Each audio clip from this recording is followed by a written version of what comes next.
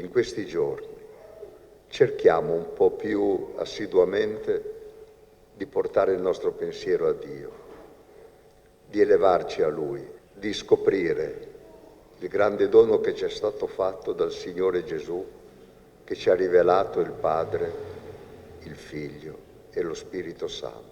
Guardare ad un'opera d'arte come il crocifisso e l'arca processionale del Maragliano restituiti al loro antico splendore per elevare il pensiero a Dio e al mistero della Trinità, sull'esempio di Sant'Antonio da Padova.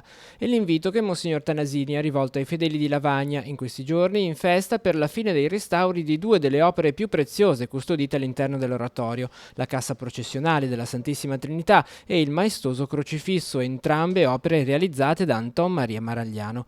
La conoscenza dell'uomo, ha spiegato il vescovo nell'omelia, non può non passare attraverso la Trinità. La vera conoscenza dell'uomo non è una conoscenza orizzontale, non è la conoscenza semplicemente delle scienze, ma è una conoscenza alta che raggiunge davvero il vertice del mistero di Dio. Al termine della celebrazione eucaristica presieduta in oratorio, il vescovo ha benedetto le due opere il cui restauro è stato poi illustrato a cittadini e alle autorità presenti.